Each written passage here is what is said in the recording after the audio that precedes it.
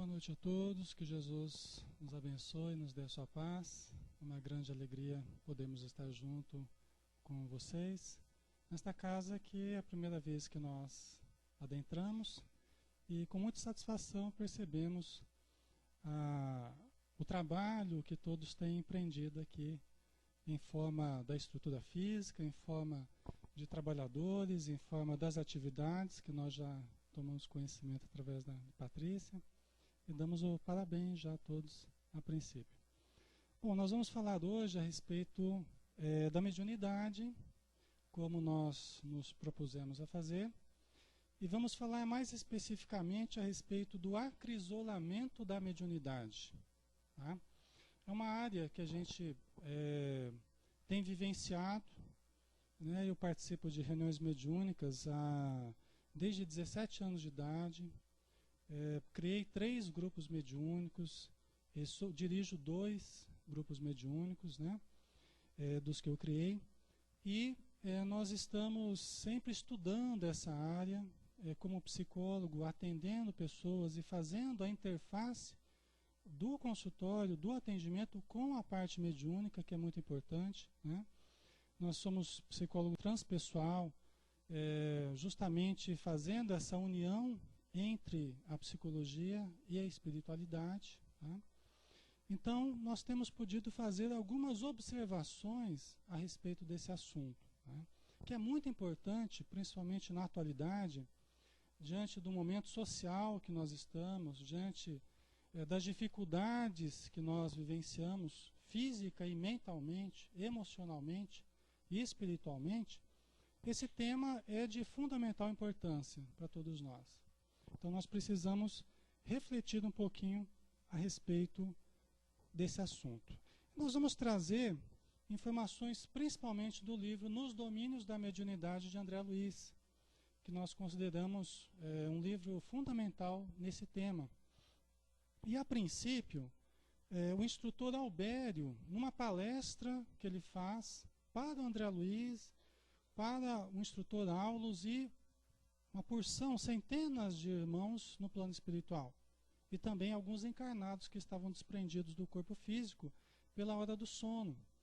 E ele está falando justamente sobre a mediunidade. E nós vamos aproveitar então as reflexões que ele nos trouxe e vamos tirar as nossas próprias reflexões a respeito desse assunto.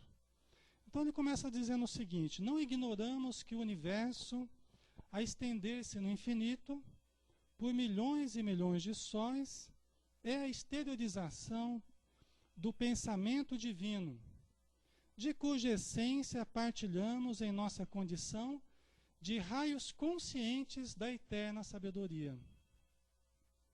Eu acho maravilhoso isso, né? Primeiro, nós entendemos o universo, como fazendo parte, nós estamos mergulhados em Deus. Como dizia Santo Agostinho, inclusive parafraseando Paulo de Tarso, em Deus vivemos, nos movemos e existimos, como peixes no oceano. Nós estamos mergulhados em Deus. Tudo que existe faz parte dessa criação divina na qual estamos mergulhados, né? Deus não cria nada fora de si. Porque se nós formos imaginar alguma coisa fora de Deus, nós já estaríamos colocando um limite para Deus. Deus vai até aqui, a partir daqui é fora de Deus. Nós sabemos que Deus é tudo. Deus não pode possuir alguma coisa fora de si, porque senão nós teríamos que perguntar, o que existe fora de Deus? Se Deus é o Criador de tudo. A nossa mente, logicamente, não aceita isso. A proposta espírita não aceita isso. Então nós estamos mergulhados em Deus, né? Nós estamos mergulhados no pensamento divino, nessa inteligência divina. Todo o universo é manifestação do pensamento divino, como diz o instrutor Albério, né? E o mais interessante ainda, cuja essência partilhamos em nossa condição de raios conscientes da eterna sabedoria. Olha a importância dessa frase. Nós partilhamos da essência divina na nossa condição de raios conscientes. Nós somos raios conscientes de Deus, porque a eterna sabedoria, aqui com letra maiúscula, é Deus. Nós somos raios conscientes de Deus. São os Espíritos falando para nós, né? Então, nossa essência divina, Jesus já nos disse, vós sois deuses. Tudo que eu faço podereis fazer e muito mais. Em outro momento, brilhai a vossa luz. Quem é que acende uma candeia e coloca debaixo do alqueire? Mas coloca sobre o candeeiro para que ilumine, né, o ambiente. Então nós somos essa luz, nós somos essa energia inteligente, raios conscientes da eterna sabedoria. Ainda nesse livro, né, o instrutor Alberi continua dizendo, da superestrutura dos astros à infraestrutura subatômica, tudo está mergulhado na substância viva da mente de Deus. É para não ter dúvida, né? Tudo está mergulhado na substância viva da mente de Deus. No livro dos Espíritos, Allan Kardec pergunta, de onde tiram os Espíritos a sua inteligência? Aí os Espíritos respondem, da inteligência universal. Da inteligência universal. Nós retiramos a nossa inteligência, nós nos desenvolvemos, como diz a Joana de Ângeles, né? A maior descoberta da atualidade não são as descobertas de fora, as viagens no espaço, ou as criações da ciência que nós temos visto. A maior descoberta da atualidade é a descoberta do Deus em nós, do self, que ela chama do self. Do eu divino, do eu cósmico, do eu profundo, do eu crístico, do eu verdadeiro, espírito imortal. Ela usa tudo isso como sinônimo da presença divina em nós. Se nós pegarmos a série psicológica da Joana de Ângeles e formos analisar, nós vamos encontrar vários sinônimos que ela usa para o Deus em nós, para a presença divina em nós, que nos cabe desenvolver, desabrochar o potencial superior que todos temos, mas que está latente e que pode ser despertado, pode ser desenvolvido. Todos nós temos essa luz para desenvolver.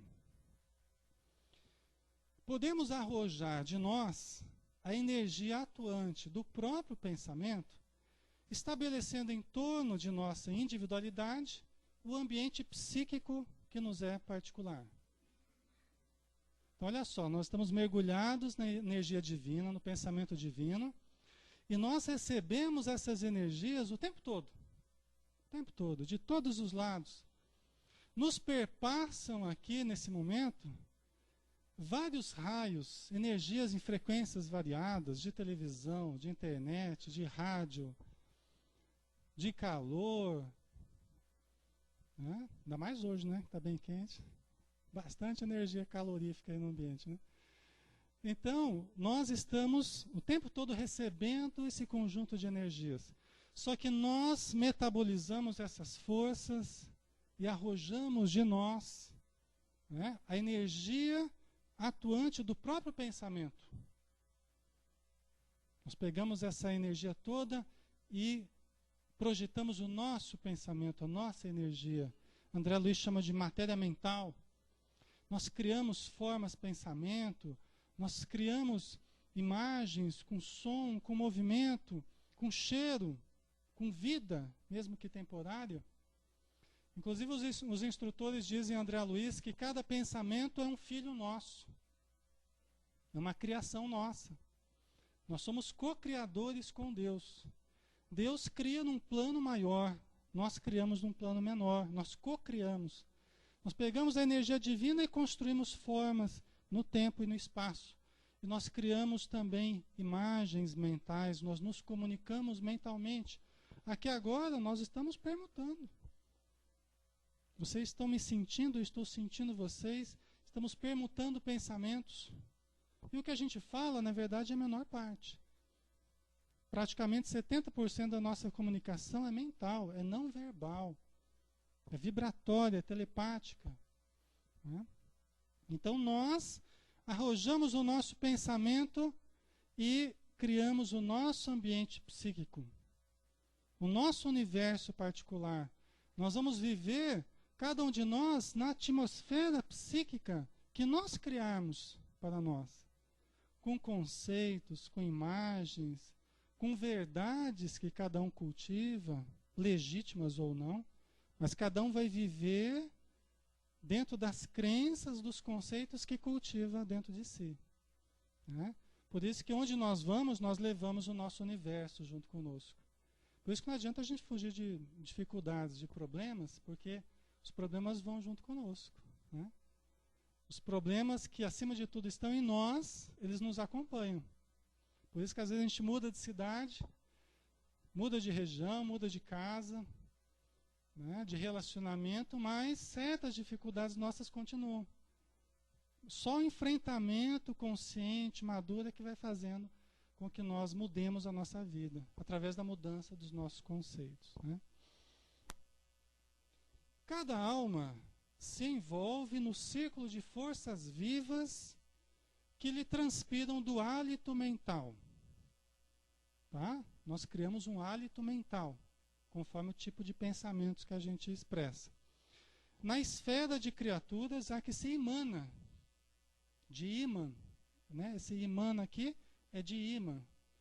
Quer dizer, nós nos emanamos, nós nos atraímos, nós convivemos, gravitamos, nos aproximamos e nos afastamos de acordo com o que nós pensamos. Nós expressamos, sintonizamos, atraímos. Os espíritos explicam assim para a gente: quem pensa, cria. Quem cria, projeta. Quem projeta, irradia. E quem irradia, sintoniza. E quem sintoniza, atrai. Né? Então nós criamos, projetamos, sintonizamos e atraímos. Em conformidade com o que nós criamos. Em conformidade com o que nós nutrimos dentro de nós.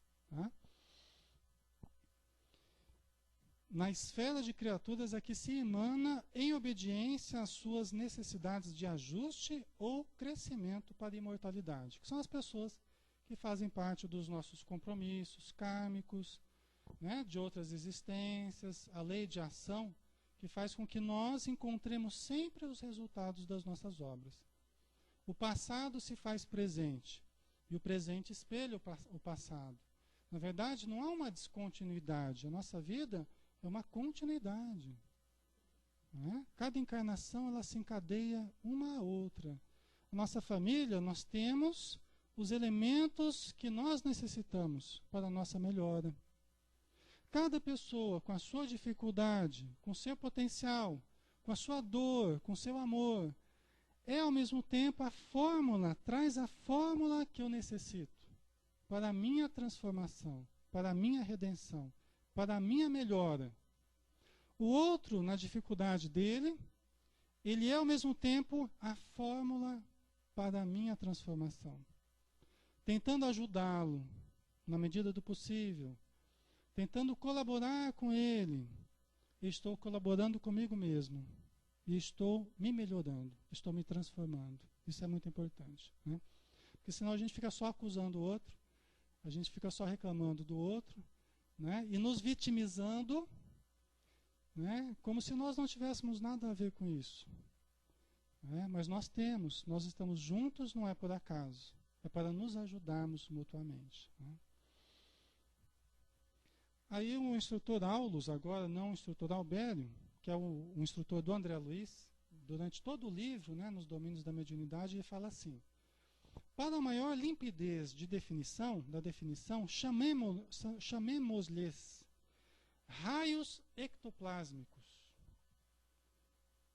O quê? Aquelas energias que nós exteriorizamos. Porque o André Luiz pergunta, mas o que são esses raios vitais, que nós exteriorizamos, né? Aí o Aulus fala assim, nós chamamos eles de raios ectoplásmicos. São raios que nós emitimos, que nós arrojamos de nós, tá?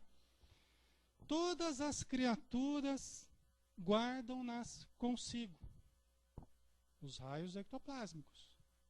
Todas as criaturas, inclusive, aqui eu não vou colocar, mas o instrutor fala, inclusive, dos animais. Tá? Ele fala até uma coisa muito interessante, ele fala assim, olha, são com esses raios ectoplásmicos que a lagarta faz a sua transformação.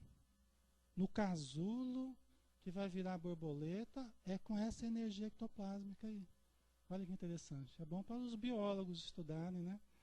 E para nós também, curiosos, aí, procurarmos ter mais informações sobre isso, né? Emitindo-as em frequência que varia em cada uma, de conformidade com as tarefas que o plano da vida lhes assinala. Quer dizer, os animais vão lidar com essa energia vital, com esse ectoplasma, numa certa frequência, dependendo das atividades que nós, seres humanos, vamos executar. Os animais vão usar essa energia vital para as atividades que eles vão realizar. Então, cada frequência, cada animal, cada ser vai usar essa energia vital num certo nível diferente. Tá? O que é esse ectoplasma? Você já ouviu falar do ectoplasma?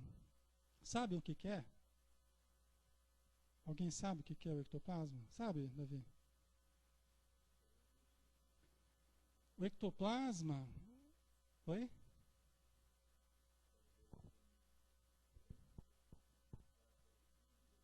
Sim. Essa energia, às vezes, se torna até visível. Pode se tornar visível. Em casos especiais, com médiuns de materialização, por exemplo, pode se tornar visível e sai até em fotografia. Tem muitas fotografias que aparecem lá, um espírito materializado e o médium doando ectoplasma. Mas aqui ele está falando que todos temos. Por que todos temos? Porque, sabe o sistema nervoso que nós temos? Cérebro, nervos, né? As células nervosas, se nós pegarmos o plasma, o interior, as substâncias que tem no interior das células, parte dessas substâncias se exteriorizam. Então, nós temos ecto para fora, plasma, o plasma celular. Só que não é de qualquer célula, são das células nervosas. Então, os espíritos falam que o ectoplasma é a energia nervosa do médium. Não é porque é a energia que está nervosa, porque está irritada, não, tá? É a energia nervosa porque é do sistema nervoso, do médium. Exteriorizada, olha que coisa. Quando a gente está tomando passe, os médiums estão exteriorizando a sua força nervosa. A gente não vê, mas a gente sente. Os médiums, que são médiums passistas, eles estão irradiando as suas forças radiantes, o ectoplasma, a sua energia vital, para nos ajudarem, para ajudar no nosso equilíbrio, na saúde do corpo, do emocional. Então você vê que a gente usa essas coisas, a gente nem sabe às vezes, né? Então o ectoplasma está sempre presente. É a energia mediúnica. O ectoplasma é a força mediúnica, dizem os espíritos. Tá? É a energia nervosa exteriorizada que faz a sintonia com os espíritos. Tá? Aí o instrutor Albério diz assim: médiuns somos todos nós. Médiuns somos todos nós, nas linhas de atividade em que nos situamos. O que é ser médium? Ser médium é perceber em maior ou menor grau a influência dos espíritos. Só isso. Ser médium é perceber em maior ou menor grau a influência dos espíritos. Todos somos médiums. Por quê? Porque todos temos energia mediúnica. Todos sentimos em maior ou menor grau a influência dos espíritos. Ah, Alexandre, eu não acredito, porque eu não sou médium, porque eu não trabalho na reunião mediúnica. Não tem importância. Você vive dando comunicação em casa, lá, quando fica nervoso, chutando porta.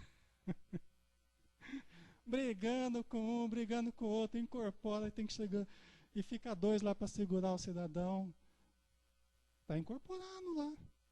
Até o Sérgio Felipe, que é um estudioso, médico de São Paulo, que fala a respeito da mediunidade, uma vez ele falou assim, eu achei muito engraçado, ele falou assim: quando a gente perde o controle, alguém está assumindo o controle. E não somos nós. É uma outra vontade que está assumindo o controle. Tá? Então, olha só, muitas vezes somos médiuns e nem percebemos. Muitas vezes estamos lá tristes, desanimados, angustiados, com medo, com apreensão, que a gente não sabe de onde vem. Né? Um sentimento, uma dor, às vezes uma coisa esquisita, que a cabeça vai para as costas, vai para o pé, e a gente não sabe o que é. Muitas vezes já a percepção mediúnica. Tem médicos estudando, por exemplo, tem pessoas que gostam de pesquisar e pesquisando as pessoas que acumulam muita energia mediúnica, as pessoas que acumulam muito ectoplasma, gerando sintomas no corpo, gerando sintomas emocionais, gerando sintomas emocionais, psíquicos, comportamentais. Eu mesmo, no meu consultório, eu sempre percebo. Até porque a gente é espírita e os espíritas sabem que a gente é espírita, às vezes procuram a gente já porque a gente é espírita. E eu lido com muitas pessoas que estão já acumulando essa energia ectoplásmica, a força mediúnica, e às vezes não sabe. E aí quando a gente começa a detectar isso, através de uma coisa ou outra que ela fala, a gente vai percebendo, através dos sintomas que ela está sentindo, né? Então nós vamos fazendo todo um encaminhamento de informações e de procedimentos que ajudam, né? Para ver se vai normalizando essa força mediúnica, que a pessoa já tem. Fala, Alexandre, mas eu quero tirar essa força. Eu vim aqui para o senhor tirar essa minha mediunidade, então. Eu não consigo tirar nem a minha, quanto mais a dos outros, né? Estou brincando, porque eu nunca pensei em não ser médium, né? Mas não é uma coisa que a gente pode tirar ou pôr, né? É uma condição psíquica, orgânica, vibratória, né? Psicofisiológica, né? Que nós estamos engateando ainda para conhecer, mas que nos cabe conhecer e aprender a lidar, e não querer fugir. Gente, a coisa mais maravilhosa que tem, né? É ótimo. Faz um barulho para deixar. Ser médium é muito bom. Não é à toa que desde 17 anos que eu participo da reunião mediúnica. Às vezes a pessoa fala assim, Alexandre, mas é muito sofrimento. Não é nada. É muito bom ser médium. Participar de reunião mediúnica, eu sempre falo para as pessoas, é o que existe de mais terapêutico nesse planeta. É a reunião mediúnica.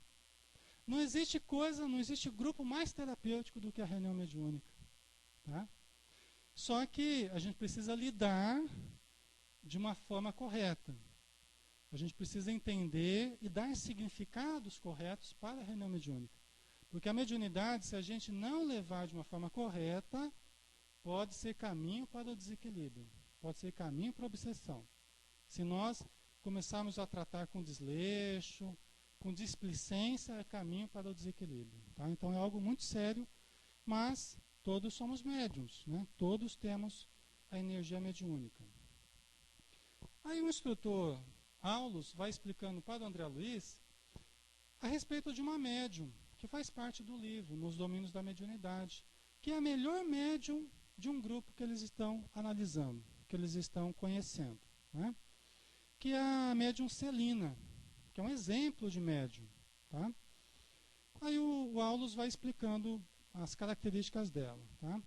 Viúva há quase 20 anos, dedicou-se aos filhos com admirável denodo, varando estradas espinhosas e dias escuros de renunciação.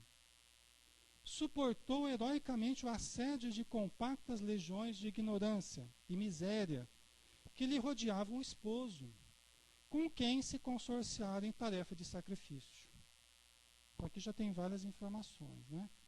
Você vê que ela estava viúva há quase 20 anos, esteve casada durante um longo período com uma pessoa que não a ajudava.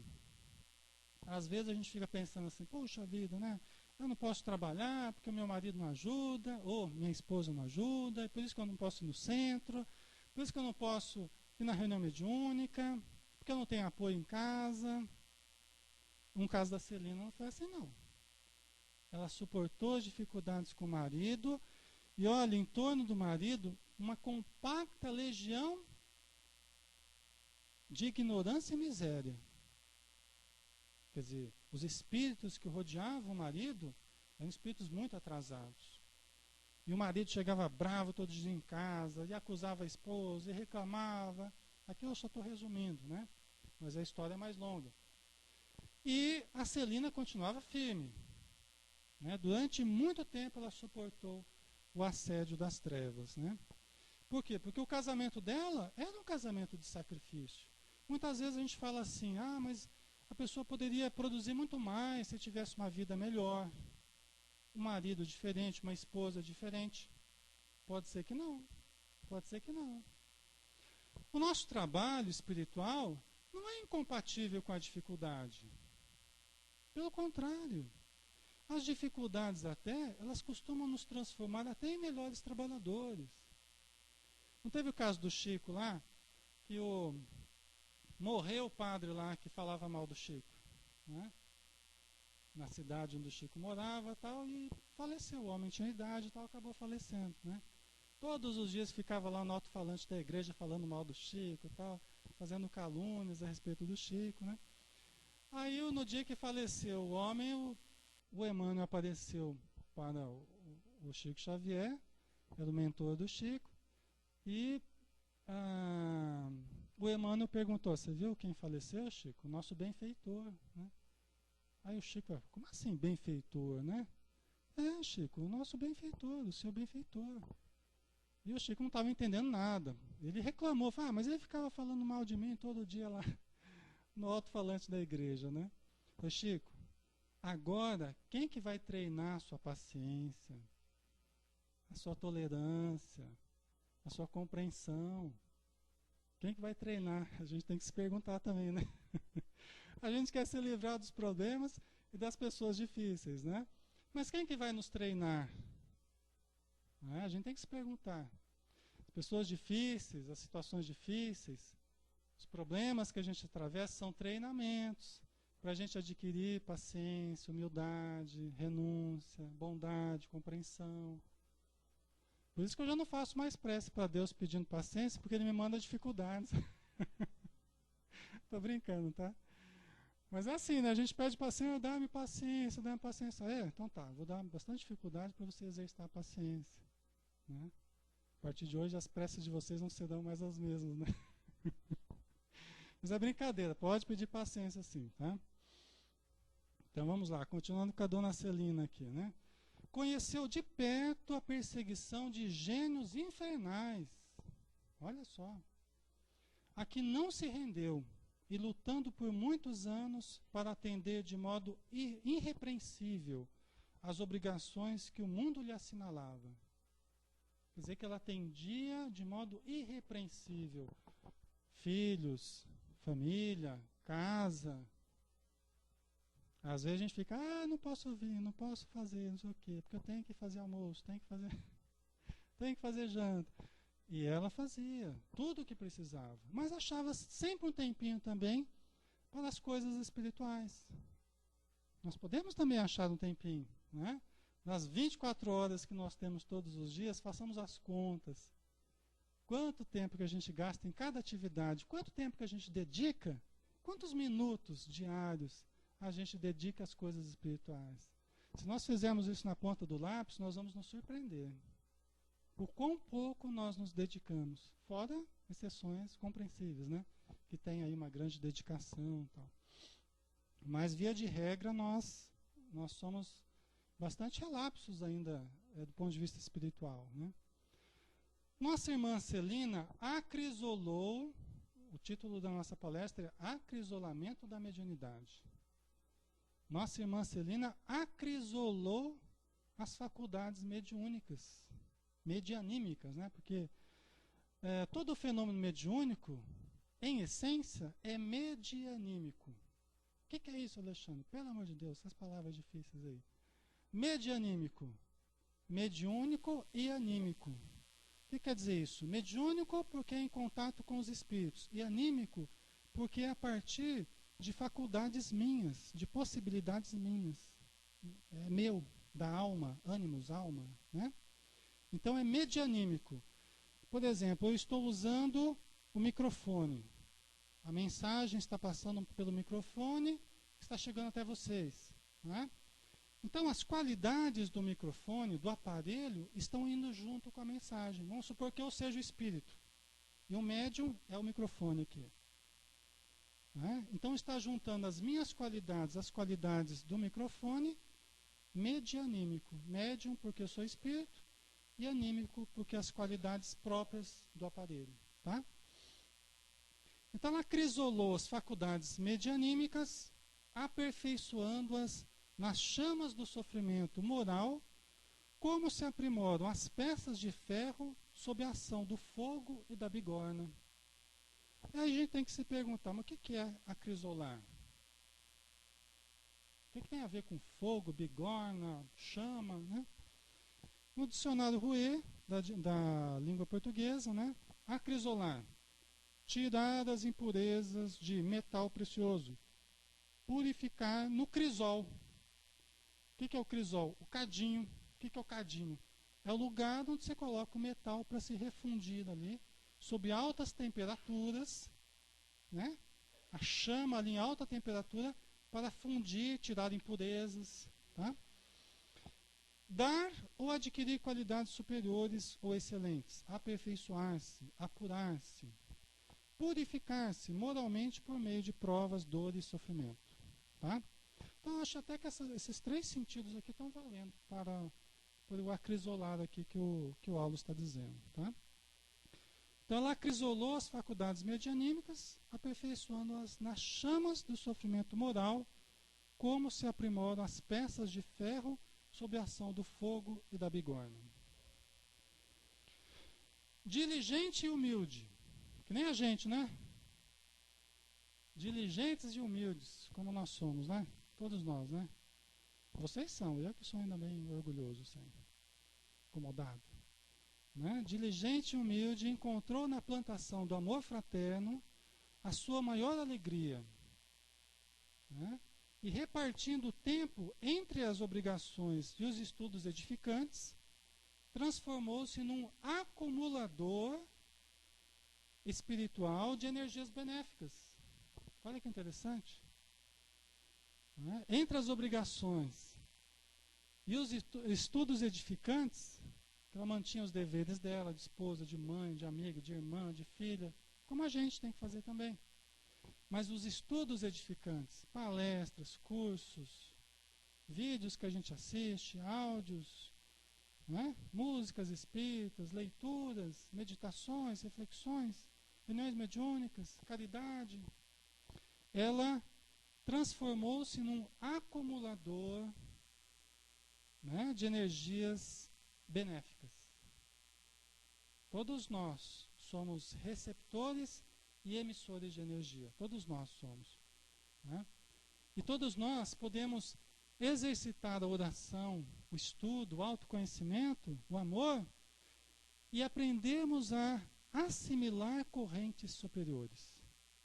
Do mesmo jeito que a gente vai e se conecta à internet, se conecta em determinadas emissoras de rádio, de televisão, e todo dia você está lá, naquele mesmo canal, naquela mesma emissora, naquele site, naquele programa, nós também podemos acessar todos os dias as frequências superiores, que também nos perpassam o tempo todo. Gente, nós estamos cercados pelo divino.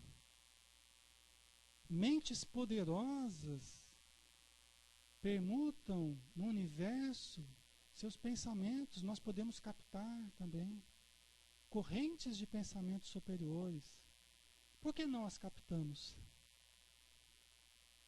Por que não as captamos se nós estamos mergulhados em Deus? Por que tanta doença? Por que tanto desânimo, tristeza, depressões? Por quê? Se nós estamos cercados do divino. Ah, Alexandre, porque eu não controlo meu pensamento. Quando eu vejo meu pensamento já está negativo, e a hora que eu vejo eu estou num turbilhão de pensamentos e sentimentos. Por quê? Porque nós não temos cultivado a disciplina mental e emocional. E aí nós não ligamos para quais pensamentos nós nutrimos. Nós aceitamos qualquer coisa. Aí ficamos cultivando pensamentos ruins na nossa mente, ao invés de cultivar os bons. Por que não fazemos isso?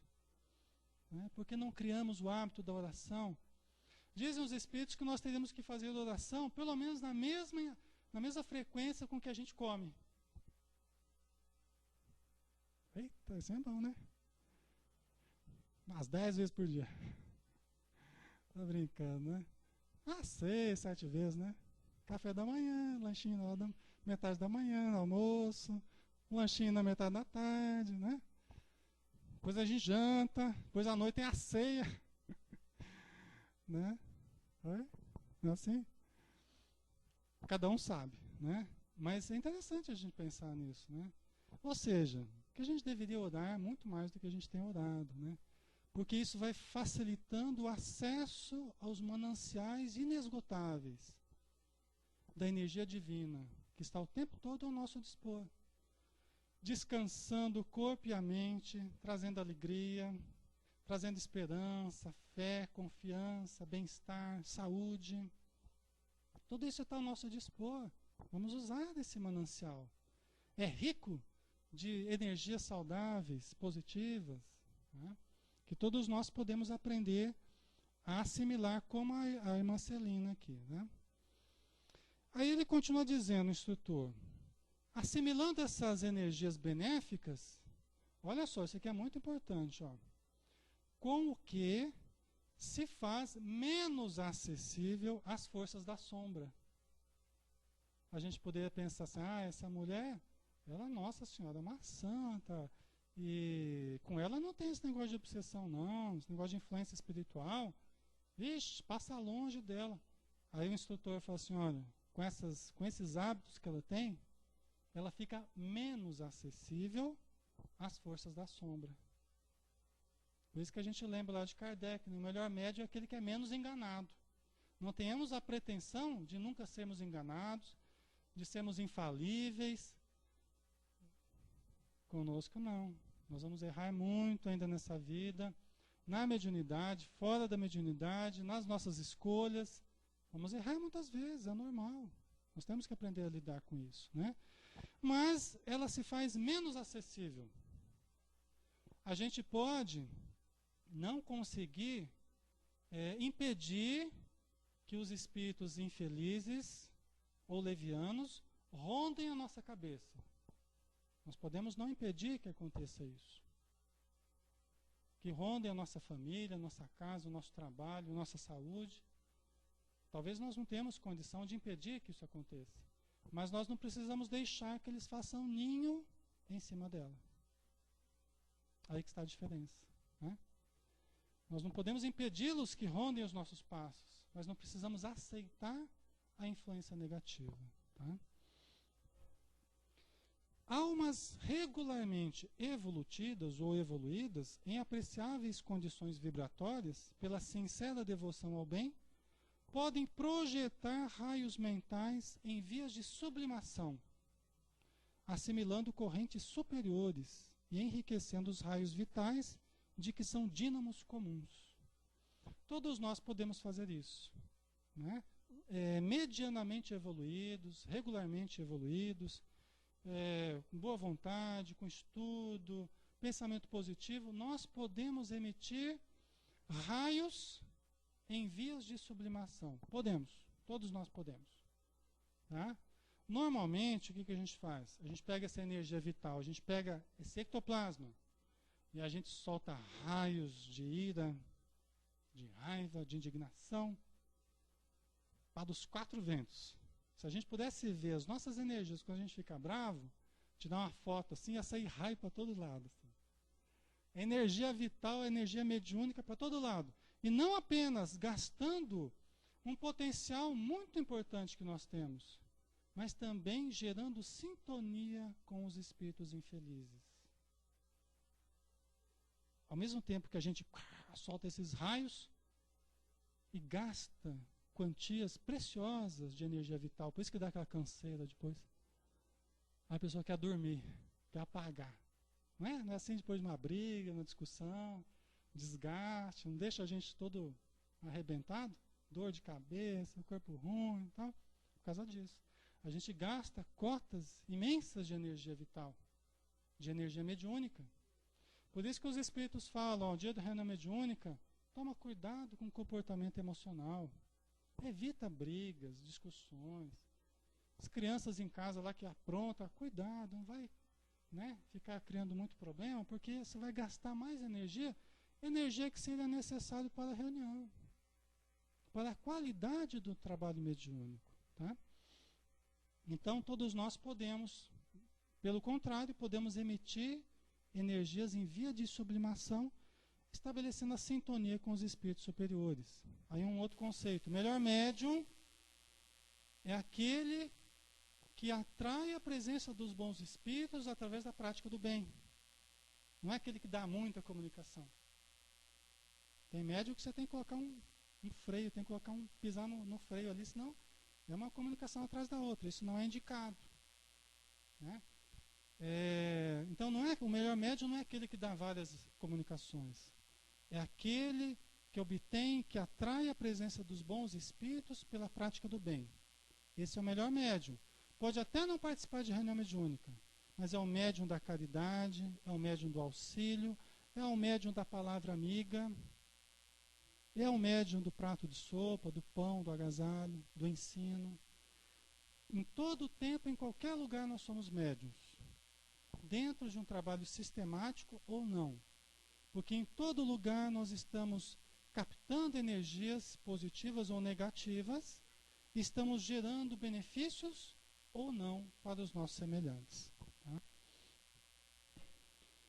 Aí, para terminar, né, a força psíquica nesse ou naquele teor de expressão é peculiar a todos os seres vivos, mas não existe aperfeiçoamento mediúnico sem acrisolamento da individualidade. Então, nós temos que acrisolar a nossa individualidade, acrisolar a nossa mediunidade.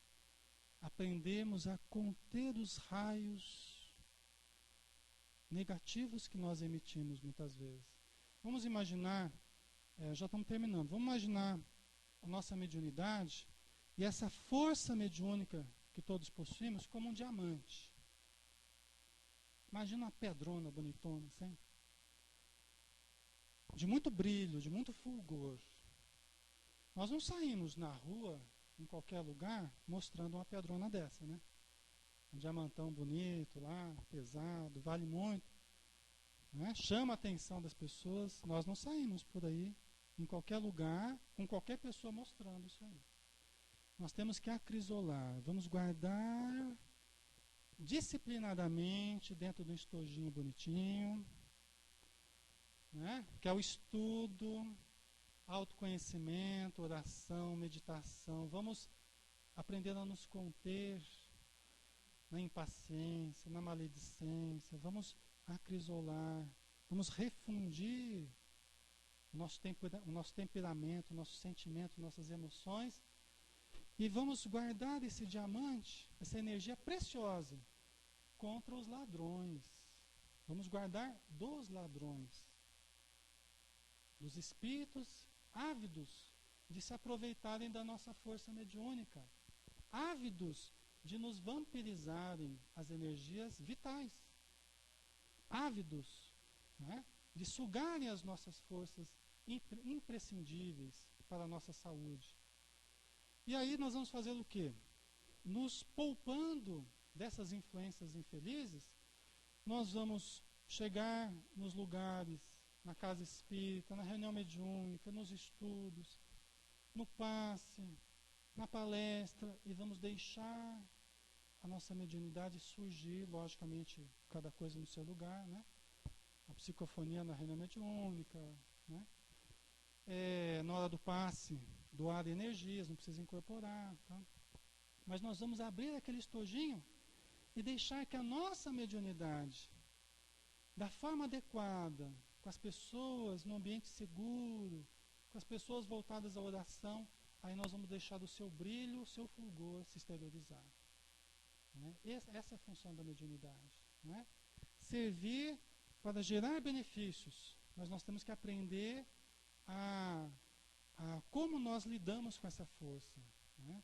Jesus, que foi um modelo de médium, que foi um modelo de amor, de disciplina emocional, mental, espiritual, tem muito a nos ensinar nesse sentido, né? Dai de graça o que de graça recebestes, né? Foi lido também um tema aqui falando da propriedade de nós, como médiuns, nos fazermos melhores como pessoas, né? Aprendemos a nos tornarmos pessoas mais educadas, para termos mediunidade mais educada também, né? Todos nós estamos dentro desse processo. Que nós possamos aproveitar essa informação que os Espíritos nos trazem, possamos lembrar do exemplo maravilhoso de Jesus, médium divino, de potenciais que nós não sabemos aquilatar, nós não temos parâmetros para avaliar, mas que serve para nós de modelo e de guia no trato com a mediunidade, gerando a cura, gerando a libertação da obsessão, gerando a cura do corpo e da alma, gerando as possibilidades que Ele nos mostrou na sua passagem pela Terra, né? Eu convido a todos para fazermos a nossa prece, agradecendo a Jesus por essa oportunidade de aqui estarmos entre amigos do plano físico e do plano espiritual, que nos acompanham há várias horas e aqui, mais uma vez, estão conosco, ainda nos amando, nos envolvendo em fluidos positivos e ajudando para que as nossas percepções se equilibrem, para que os nossos potenciais sejam canalizados de forma saudável e para que todos nós possamos caminhar pelos caminhos que o Senhor nos passou, nos deixou como exemplo, as suas pegadas que são trilhas de luz para todos nós. Que possamos lembrar todos os dias que Tu és o caminho da verdade e da vida, que Tu és a porta que conduz ao Pai. Tu és o leite que fortifica os fracos. Tu és, Senhor, a bússola divina. Tu és o pão da vida e a luz do mundo. Que a Tua paz, Senhor, nos envolva a todos, que envolva essa assembleia, que envolva essa casa, os médiuns passistas que traduzirão em energias o amor do alto e o amor que traz em seu coração. Muito obrigado por tudo, Senhor. Que assim seja. Muito obrigado a todos. Muita paz.